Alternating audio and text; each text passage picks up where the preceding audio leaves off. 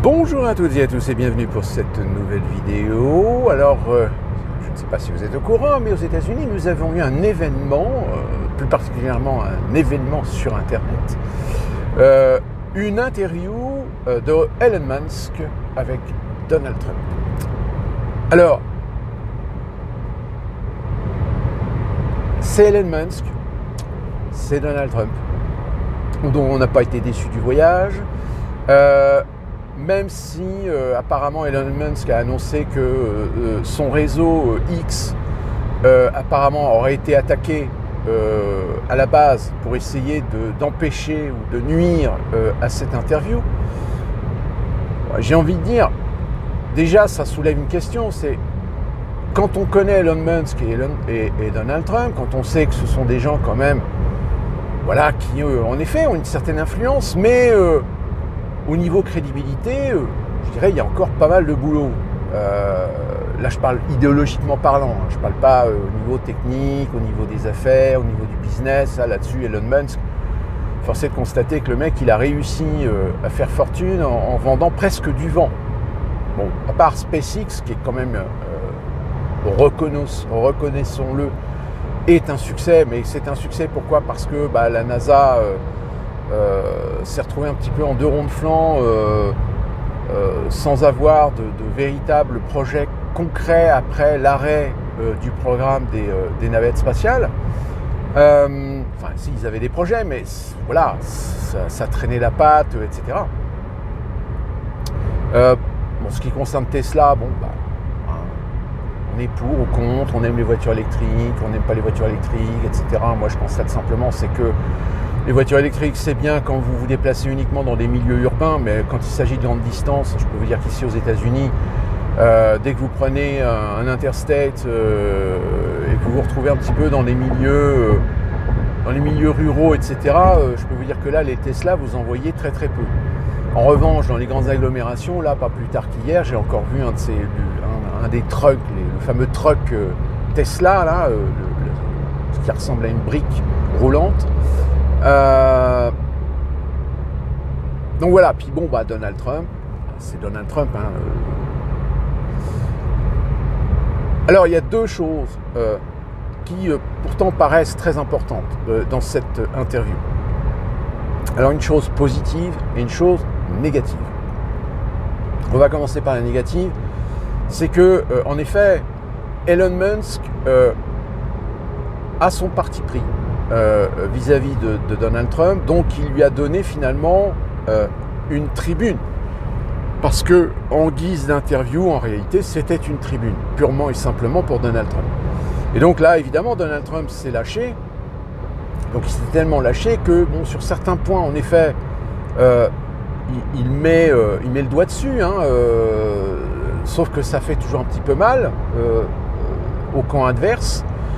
Sur d'autres points, oui, malheureusement, il est toujours un petit peu approximatif, voire même un peu trop généraliste, et du coup, il a plutôt fâcheuse tendance à faire un petit peu de la fake news, ou de donner des informations, ou de donner une sorte de base idéologique, mais qui en finalité ne repose sur pas grand-chose, tout du moins pas grand-chose de concret. Parce que malheureusement aux États-Unis ça fonctionne comme ça. Je veux dire, le discours politique est un discours infantilisé, généraliste, simpliste. On ne va jamais dans les détails, on ne va jamais dans les corrélations qu'il peut y avoir sur le plan social, économique, politique, de certaines orientations, de certains choix, que ce soit aussi bien du côté des républicains que du côté des démocrates. En revanche, le point positif, c'est la liberté d'expression. C'est-à-dire que là, évidemment, Trump, comme je vous l'ai dit, a pu se lâcher, c'est-à-dire que là, il a pu véritablement exprimer ce qu'il voulait sans se retrouver en face de journalistes qui, de toute façon, avaient pour ordre d'essayer de lui couper la parole, d'essayer de le mettre en difficulté ou des choses comme ça. Donc, du coup, là, Trump, il était en roue libre, comme on pourrait dire. Alors, en roue libre, pour un bien, pour un mal, pour un mal, pour un bien. Après, chacun y voit midi à sa porte. Le fait est, c'est que comme je vous l'avais expliqué dans la précédente vidéo, si aujourd'hui vous me posez la question de savoir si je pense que Donald Trump peut l'emporter ou si c'est Kamala Harris, à l'heure actuelle, je peux vous dire, on n'en sait rien finalement. On n'en sait rien parce que vous avez des sondages comme en France, mais le problème c'est que les sondages, tout dépend comment ils sont faits, où est-ce qu'ils sont faits, sur qui ils sont faits. Il y a même un sondage que j'ai vu qui met quasiment Kamala Harris à 80%. Excuse-moi, mais je pense que les 70 millions d'Américains qui ont voté pour Trump aux dernières élections, ils n'ont pas disparu. Enfin bon, bref. D'autant plus que, comme je vous l'avais expliqué dans la précédente vidéo, voilà, ça pousse très très loin le bouchon aujourd'hui en matière de communication, tellement loin que des fois, on ose même les fausses photos, comme celle que je vous avais montrée. D'ailleurs, en matière de manipulation d'images, etc., regardez cette petite vidéo, regardez ce youtubeur, sauf que ce youtubeur n'existe pas. Ce youtubeur est une génération par intelligence artificielle. C'est-à-dire qu'en fait, c'est une image complètement créée par une intelligence artificielle. Bon, alors, quand vous avez le regard, quand vous avez l'œil, vous voyez que c'est pas réaliste, etc.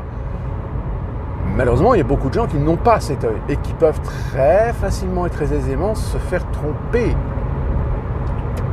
Et d'ailleurs, il y a plusieurs années de cela, on a eu des exemples avec les fameux deepfakes. Les deepfakes, c'est le remplacement d'un visage d'une personne par un autre visage. Et on a pu avoir des résultats très, très, très impressionnants. On a eu, par exemple, et pourtant c'était il y a quelques années, Dieu sait que la technologie a considérablement évolué, mais peut-être qu'on en refera encore une vidéo parce que ça, c'est un sujet que je suis particulièrement parce que en l'espace de 2 ans, c'est quand même impressionnant le progrès de précision, de qualité. Là, depuis quelques mois, ce sont les sites qui permettent de générer à partir d'une photo une vidéo. C'est-à-dire, par exemple, si vous avez des photos d'êtres chers qui ont disparu il y a très longtemps, vous pouvez utiliser ces photos-là et les mettre en animation. Alors, c'est plus animer une photo en fait, puisque ça reste encore des vidéos de 4 ou 5 secondes, c'est pas des vidéos qui font 10 minutes, mais comme je vous l'ai dit, en matière de technologie, les progrès sont faramineux. C'est-à-dire que là encore aujourd'hui, il y a toujours quelques défauts sur certaines vidéos où en effet l'intelligence artificielle a du mal à faire quelque chose de cohérent, etc. Donc parfois il y a des défauts, il y a des défaillances, il y a des animations un peu, ça se voit. Mais, encore une fois, ce qu'on est en train de voir aujourd'hui, c'est ce qu'on voyait il y a 3 ans avec les premiers mid-journées. C'est-à-dire des photos qui n'étaient pas terribles, qui étaient assez impressionnantes, mais qui restaient encore avec un niveau de qualité assez médiocre, etc. Mais en l'espace de quelques mois, on est passé d'une animation très simpliste à une animation extrêmement détaillée et de très haute résolution. Donc ça, attention, parce que là aujourd'hui, vous avez des gens qui sont capables, avec des bons outils, avec de belles performances, de vous faire une illusion parfaite. Donc ça, c'était pour la petite parenthèse concernant l'évolution des technologies d'images et de vidéos assistées par intelligence artificielle, dont aujourd'hui, certains n'ont plus aucune honte de se servir pour vanter la gloire de candidats à une élection présidentielle. Donc finalement, est-ce que cette interview était vraiment nécessaire? Elle était nécessaire peut-être pour Elon Musk de pouvoir permettre à Donald Trump de s'exprimer librement, sans être attaqué, sans être raillé, sans être coupé systématiquement pour justement parfois éviter de lui laisser le temps de mettre du détail, du mettre de l'explication, de développer sa pensée, etc. Alors, attention, quand je dis développer sa pensée, ça ne veut pas dire que ça justifie qu'il a raison. Comme je vous l'ai dit, malheureusement, on a noté à peu près une vingtaine de fausses informations dans ce qu'il a dit. Mais encore une fois, ce que l'on reproche aujourd'hui à Donald Trump de faire de la fake news, vous pourrez chercher chez Kamala Harris qui fait également des fausses informations. Sauf qu'évidemment, la majorité des médias, la majorité des infrastructures, etc., la majorité des opérateurs Internet sont plutôt progressistes, ne sont pas tellement conservateurs. Donc ils ont plutôt tendance, en effet, à relayer de la fake news issue du camp d'en face que des fake news issues de son propre camp.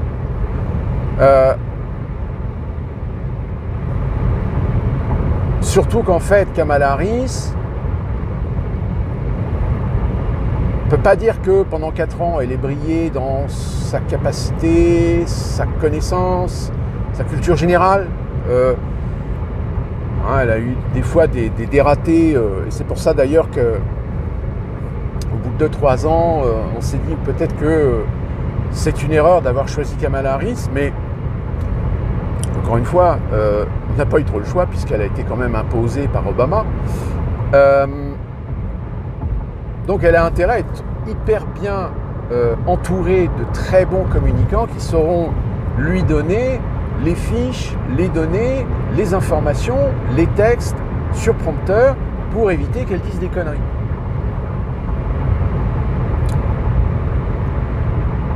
Mais d'une manière générale, j'ai envie de dire, quand vous voyez le paysage politique américain aujourd'hui, c'est une catastrophe. C'est-à-dire qu'aujourd'hui, les Américains qui sont encore un tant soit peu intelligents, qui savent se servir de leur cerveau, etc., aujourd'hui, ils vont voter comme la plupart des Français qui ont voté Macron pour faire barrage au Rassemblement national. Ni plus, ni moins. Ils n'ont pas voté pour Macron. Donc en réalité, ils ne bénéficient pas de la liberté démocratique. En fait, on les oblige à voter contre leur gré pour des gens que naturellement ils ne voudraient pas voter. Mais on les impose dans un contexte où on les oblige à voter pour un candidat.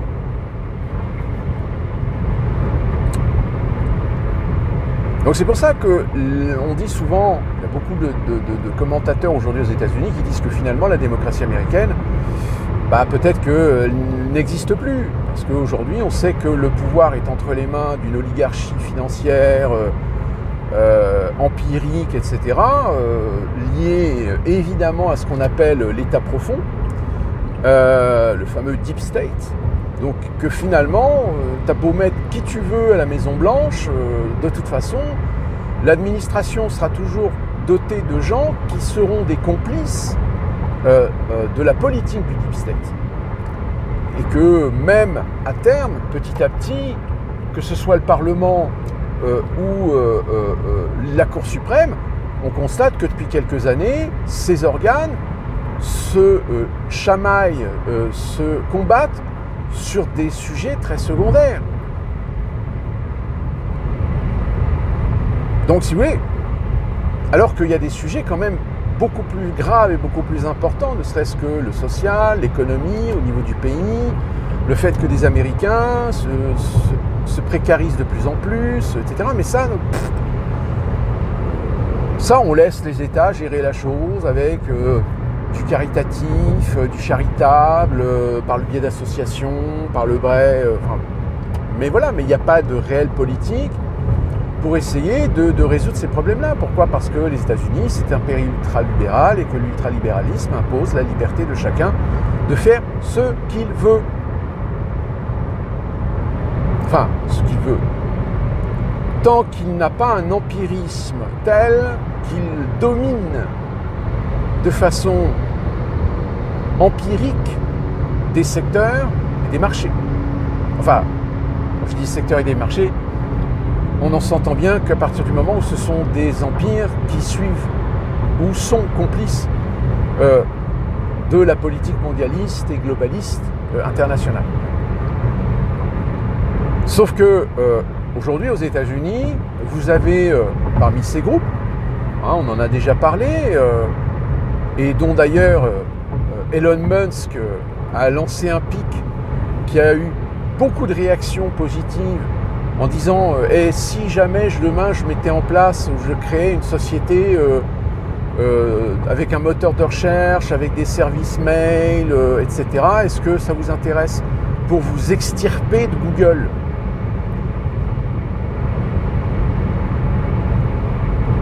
Mais à la limite, c'est très américain ça, l'offre et la demande.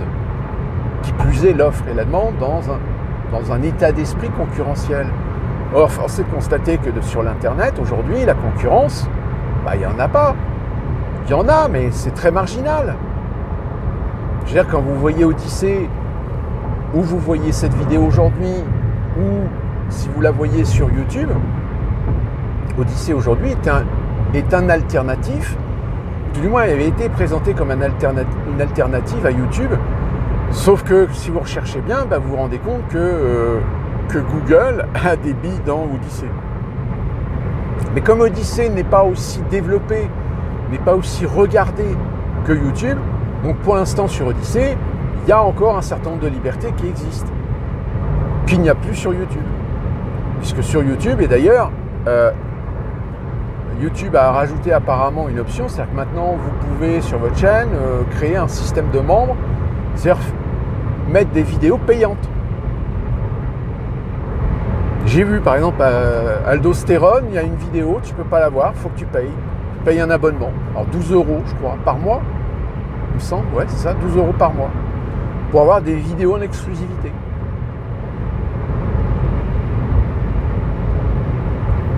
Et donc oui, sur YouTube, la preuve, c'est que j'ai été striké pendant une semaine pour quelque chose que normalement, tu n'as pas le droit de dire. Tu n'as plus le droit de dire.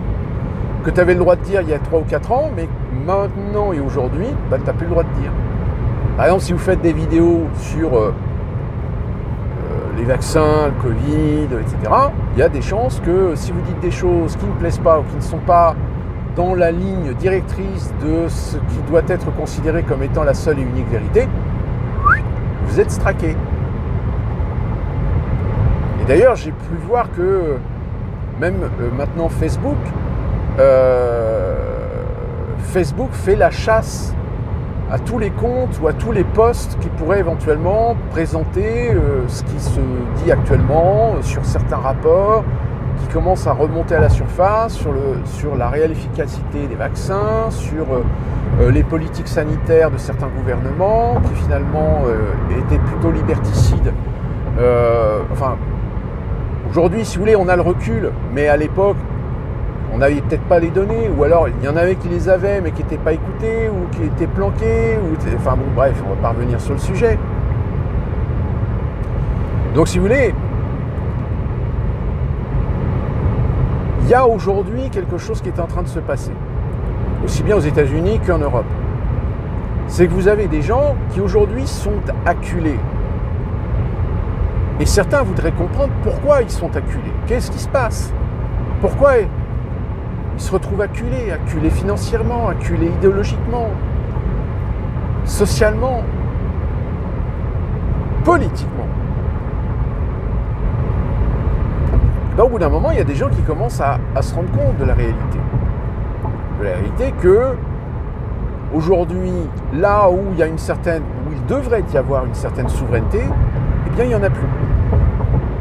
Là où certains pays se prétendent indépendants et souverains, en réalité, la souveraineté populaire, aujourd'hui, elle n'existe plus. Puisqu'en réalité, vous avez un paysage politique d'entre-soi qui font l'illusion d'opposition, mais qui en réalité suivent le même chemin mondialiste qui, à terme, veut la destruction de l'État-nation. C'est-à-dire le transfert des réelles souverainetés à des tierces, et un peu comme aux États-Unis, vous aurez encore des États, des parlements, mais qui pourront éventuellement traiter de sujets très mineurs, très locaux, mais sur des politiques internationales, sur des décisions, sur des réglementations, des normalisations, tant économiques, sanitaires, écologiques, agricoles, élevage, commerce, sanitaire, eh bien, elles seront imposées par cette entité tierce, et tous les pays devront s'exécuter. Ce que l'OMS voulait faire avec ce fameux traité, mais que finalement ils n'ont pas réussi à faire signer tout le monde. Donc là, ils sont en train d'essayer de nous reconstruire encore une petite peur du virus POPS, qui est le monkey virus, je crois, ou un truc comme ça. Alors que là, on commence à avoir, comme je vous l'ai dit, des remontées sur en réalité des choix politiques, je dis bien des choix politiques sanitaires, qui en réalité reposaient sur du vent, reposaient sur des convictions, mais pas sur des réalités scientifiques.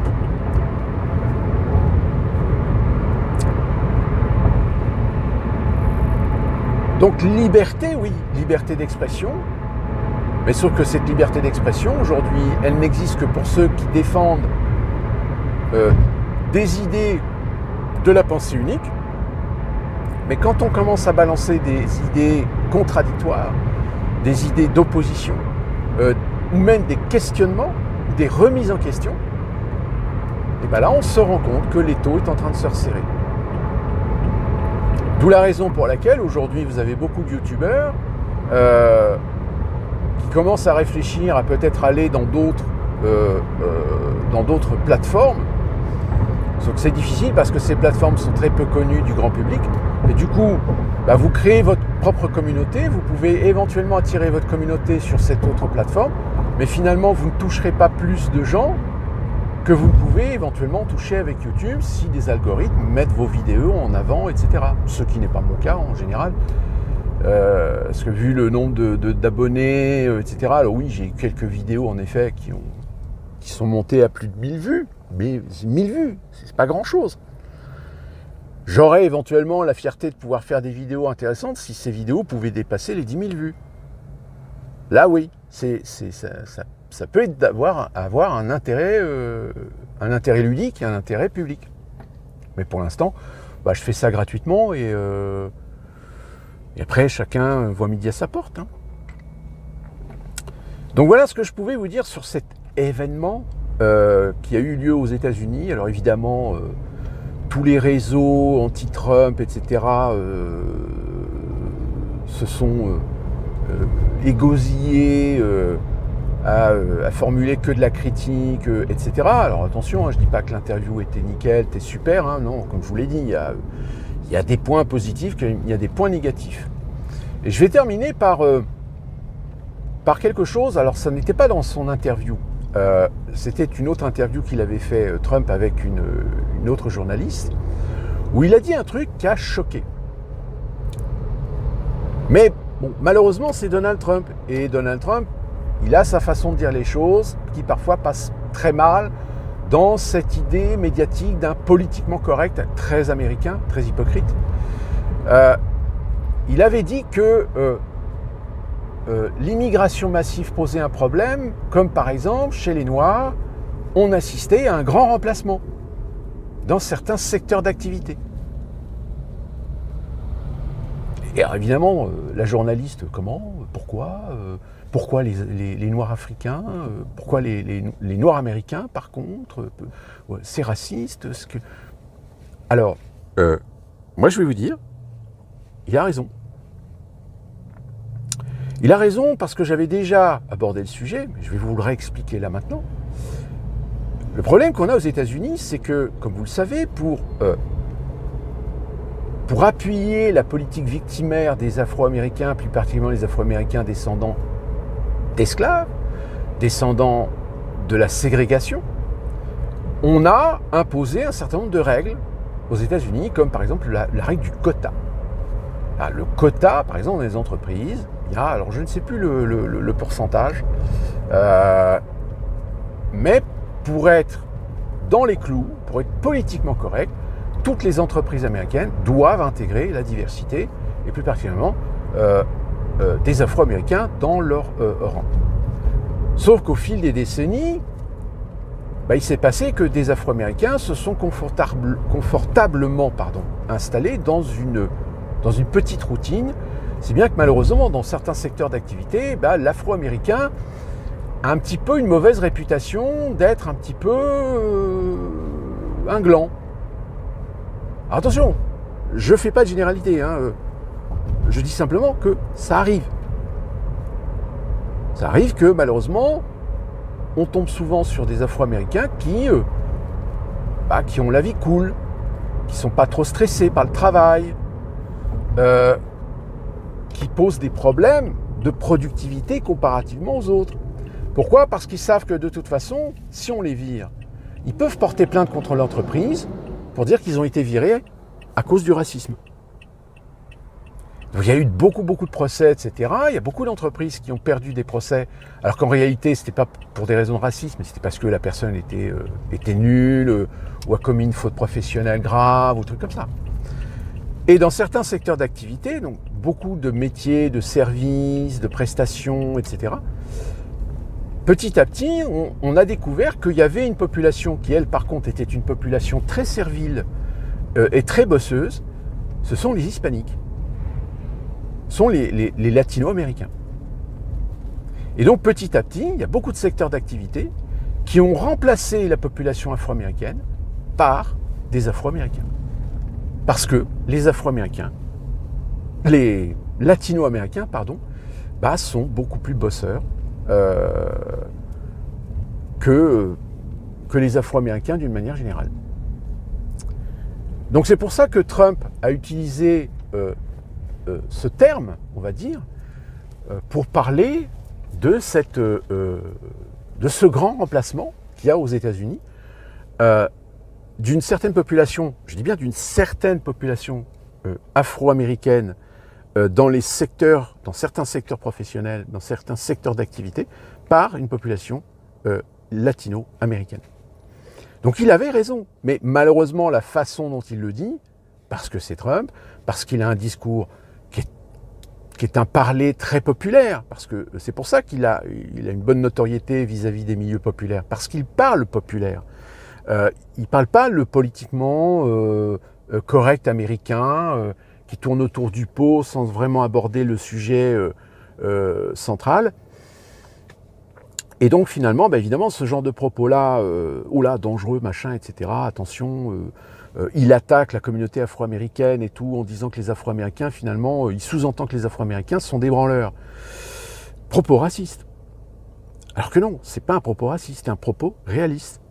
Mais encore une fois, parce qu'il aborde dans une communauté certains problèmes qu'il y a dans certains secteurs professionnels, dans les comportements de certains Afro-Américains, encore une fois, ce n'est pas une généralité, mais ça existe. En fait, on veut effacer, on veut canceller cet aspect sous le prétexte du racisme. Eh bien, c'est exactement la même chose finalement que vous avez en France. C'est-à-dire qu'en France, dès que vous commencez à critiquer des gens qui sont issus des minorités, qui sont issus de la diversité, plus particulièrement issus, que ce soit des étrangers ou des Français, mais issus de racines maghrébines, musulmanes, etc. Oui, voilà. C'est-à-dire que comme on est dans des sociétés de généralité, de généralisation, de simplification, évidemment, dès que vous formulez une critique envers une personne qui est issue de la minorité ou de la diversité, vous êtes raciste. Exactement la même chose que pour les LGBTQ+. Si vous critiquez un LGBTQ+, parce que vous le trouvez trop extravagant, trop expressif, trop... ce que vous voyez parfois dans les prides ou les trucs comme ça, c'est des gens qui sexualisent un peu trop l'idéologie ou l'idée de la communauté LGBTQ+. Et ça, vous ne pouvez pas critiquer. Sinon, vous êtes homophobe. Alors que, légitimement, c'est comme cette histoire des cours d'éducation LGBTQ+, dans les écoles. qu'est-ce que tu vas expliquer à un gamin de 4, 5, 6 ans, le LGBTQ+. Il finira bien par le découvrir par lui-même, etc., de façon naturelle, etc. Pourquoi vous voulez absolument déjà conditionner les gamins à des idéologies de gens qui ne sont qu'une minorité dans la société? Mais on leur donne une telle importance qu'évidemment, on a l'impression que c'est eux qui sont majoritaires dans la société. Et bien, aux États-Unis, avec les Afro-Américains, c'est exactement pareil. C'est le même problème. Mais bon, on en reparlera, on fera encore des vidéos là-dessus, parce que c'est des sujets qui comment dire, rentrent en altercation souvent avec la raison, avec le consensus, avec le juste milieu des choses, avec le raisonnement idéologique. Et nous, on se retrouve très prochainement pour une nouvelle vidéo. Et d'ici là, on se retrouvera enfin sur YouTube. Portez-vous bien.